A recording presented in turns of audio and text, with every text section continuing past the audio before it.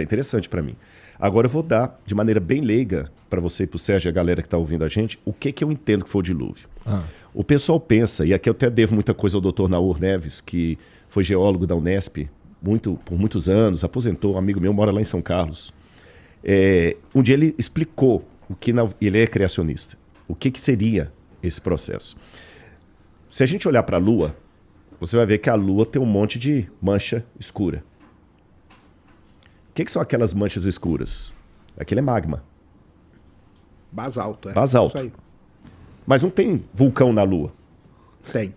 Não, vulcão que eu digo assim... Ativo? Ativo. Ativo não. Mas exatamente. Já teve muitos. Não tem, exatamente. Mas a gente enxerga, exatamente, é isso que eu ia chegar. A gente enxerga, mas não é ativo, é esse sentido que eu falar. Não tem vulcão. Então, acredita-se, pelo menos a corrente de alguns, que tem aquele cinturão de asteroides. Tem um cinturão de asteroides. Você tem entre Marte e Terra, Júpiter. Marte, Júpiter. Entre Marte e Júpiter tem esse cinturão.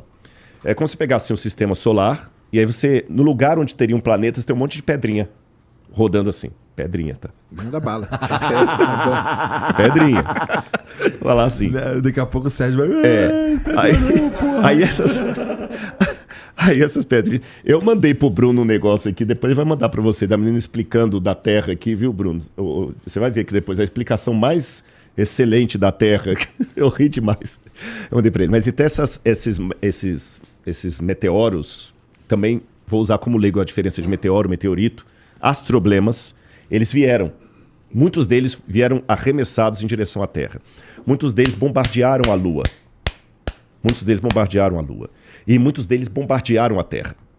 Quando eles bombardearam a Terra, o dilúvio não seria apenas uma inundação, uma enchente, com a arca flutuando ali. Foram astroblemas caindo e provocando maremotos e tsunamis de alturas estrondosas, causando a destruição de quase toda forma de vida. Isso aí encaixa no que a gente chama, né, de extinções em massa. Exatamente. É esse o ponto. É o que a Bíblia chama de dilúvio. O que a Bíblia chama de dilúvio seria extinção em massa. E nessa destruição toda, a Terra ficou de que maneira? O Sérgio falou num momento aí, a Terra não é tão firme como a gente acredita. E não é mesmo. A Terra está movendo. Então, eu vou comparar a Terra, vou tentar falar de uma maneira que eu, leigo, posso entender.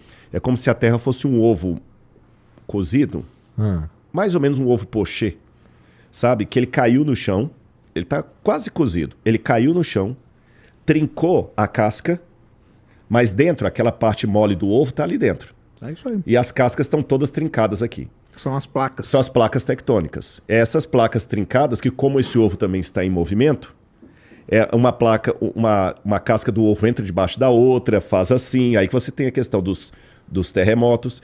E quando você pega esse ovo, ele está igual uma bola de beisebol. Aquela costura no meio ali, você tem uma falha enorme ali, que é onde tem as maiores pontos de terremotos. Você tem o terremoto lá da Turquia, que vazou para a Síria, que pega também até em Portugal, atravessa, vem passar na Califórnia e tudo mais. Então, essa é a situação da Terra. E isso causou um cataclisma tal que destruiu toda a forma de vida. E na minha opinião, pelo menos pelo que eu leio da Bíblia, o que salvou por uma intervenção divina foi Noé com a Arca de Noé. Quando acaba o dilúvio, que ele vai repovoar a Terra, então esses eventos que ordinariamente precisariam de muito tempo para acontecer, nesse cataclisma, eu os condenso cronologicamente num curto período de tempo. Aí, quando Noé sai da arca, ele pousa, de acordo com a Bíblia, nas montanhas de Ur-Ratu, Ararat, como eles falam, que seria alguma coisa perto da atual Armênia, Turquia, Rússia. Ele sai. E ali começa a formação da civilização humana. É interessante que o berço da civilização é a Mesopotâmia.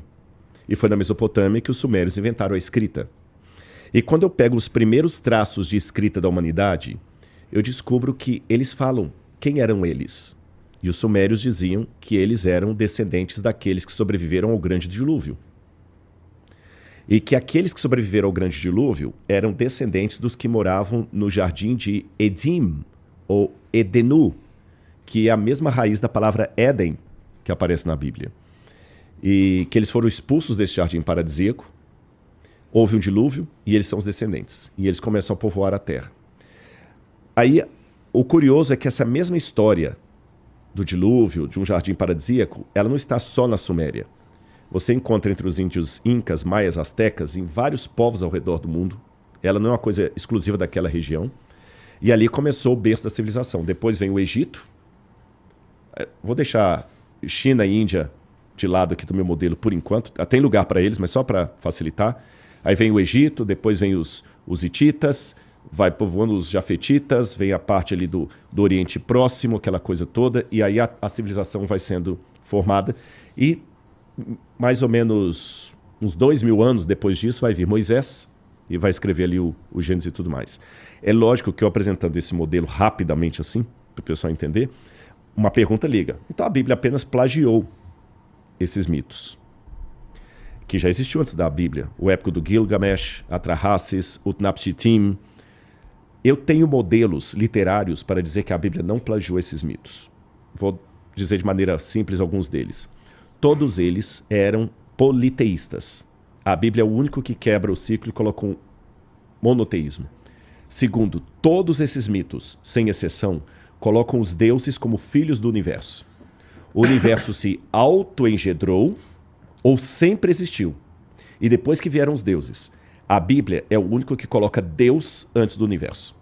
Nenhum outro modelo criacionista da antiguidade humana coloca os deuses antes do cosmos. Os deuses são filhos do cosmos. O único que Deus é o originador do cosmos é o modelo bíblico. Nenhum mito no estudo da literatura suméria ou do Antigo Oriente Próximo plagia um mito anterior para simplificá-lo, sempre era para ampliá-lo. A Bíblia apresenta um relato muito mais curto, muito mais conciso, que mostra uma independência literária do que havia antes. Então, por isso que literariamente eu tenho que encaixar a Bíblia fora. E dizer que essa história de uma catástrofe da Terra foi algo tão sério que até as primeiras civilizações humanas deram testemunho dela. E a Terra, com tudo que a gente vê hoje, os fósseis, as montanhas se elevando, uma série de coisas, na minha opinião, é como se fosse uma enchente. Quando eu estava indo para o colégio, estava aquela chuva. Aí você olhava, depois que a água ia embora, deixava aqueles veios assim, aí eu ficava brincando gigante. É isso aqui que o dilúvio deixou na Terra. E um último argumento aqui, só para entender. Por exemplo, hoje, até tem uma hora que eu perguntei para o Sérgio, ele confirmou, a água em Marte. Como é que a pessoa sabe que havia água no planeta? Pelos veios deixados, pelas imagens. Marte tem as imagens da Terra. Então a Terra foi um grande mar. Ela foi inundada, o planeta inteiro. Para onde foi essa água? Olha os polos. Congelaram. Se os polos derreterem, você tem elevação do nível do mar tranquilo. Você tem os aquíferos, você tem águas, lençóis freáticos. Então nós temos água suficiente para inundar o planeta. Essa, em síntese... mas termina aí que depois eu falo, porque tem uma visão errada da Terra, viu? Essa, em síntese, é a minha ideia do que seria o dilúvio. E as montanhas, ou a tectônica de placas e tudo mais, seria mais ou menos a ideia. Mas pode corrigir minha visão errada. Não. Primeiro falar do dilúvio, né? Assim, cara, eu não entendo nada de Bíblia, viu? Não, Zero. Talvez, pode ser que a Bíblia tenha toda uma análise, uma linguagem, vamos dizer... Poética? Pode ser? Não sei se é poética, né? Mas simbólica e tal. Porque, por exemplo, eventos catastróficos na Terra aconteceram. Pelo menos 5 grandes deles, que são as 5 grandes extinções em massa. A última, 66 milhões de anos atrás, que muito provavelmente foi a que acabou com os dinossauros na Terra, que a gente hoje não sabe exatamente o que aconteceu. Pode ser que tenha sido o asteroide que bateu ali onde é Chicxulub hoje, mas também tem as trapas de Deccan, que é um evento vulcânico, de vulcanismo muito grande que teve na Terra, que pode ter ajudado. Essas duas coisas podem estar ligadas uma à outra. Agora, o ano passado, descobriram 2 crateras na África que datam da mesma de Chicxulub, então pode ser que não tenha sido um asteroide só, pode ter sido, tenham sido vários e tudo mais.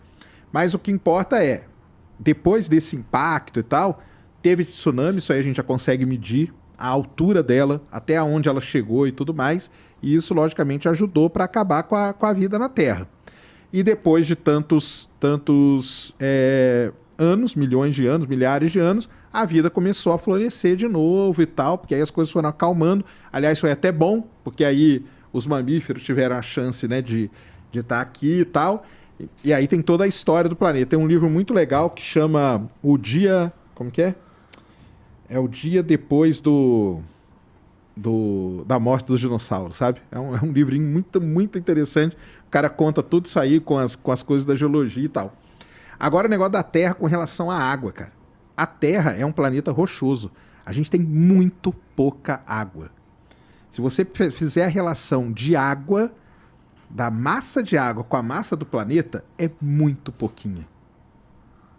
Ganymedes, Europa, Encélado, que são essas luas aí dos planetas, tem muito mais água. Tem 90% do volume da massa do objeto é água. A Terra, ela tem muito pouca. A gente fala que 70% da superfície da Terra é coberta de água. Cara, mas a superfície da Terra não é nada perto do planeta, entendeu? Se você vai entrando ali manto, núcleo interno, núcleo externo e tal, a quantidade de água vai ficando muito pequenininha, muito mesmo. Então, assim, muita gente fala, né? Ah, não, a Terra tem água pra caramba. Não tem, tá? Então, por isso que a gente chama a Terra do quê? Planeta água. Rochoso. Eu tô brincando. Não, tem o pessoal que fala planeta água. Mas a Terra, na classificação, ela é um planeta rochoso, que ela é muito mais... Por isso que a densidade, se a gente tivesse tanta água assim, a densidade do planeta seria muito menor. E a densidade da Terra é a densidade de rocha mesmo. Então a Terra é um planeta rochoso. Não quer dizer que a água também vai acabar, fique tranquilo, tá? Tem água suficiente aí para... E tem mais água sendo descoberta. Mas você acha que a água que tem não seria o suficiente para cobrir toda a Terra de uma catástrofe? Para cobrir toda... Suponhamos, se as calotas... Não, se as calotas todas derreterem, eu acho que não. Acho que sobraria ainda bastante terra, entendeu? Porque geralmente o que eu já ouvi, a explicação é essa, mas eu também, como falei, aí entra a área que eu não domino. Eu queria só aproveitar uma coisa aqui, aproveitar que ele até está esperando lá, tá preocupado, eu quero mandar aqui um abraço pro Vilela, eu não posso esquecer. Grande Vilela. Grande Vilela. Aliás, eu vim ao Flow, né? O primeiro que me levou lá foi o Vilela, depois ele apresentou pro Flow aqui, eu fico feliz, Vilela, abração para você.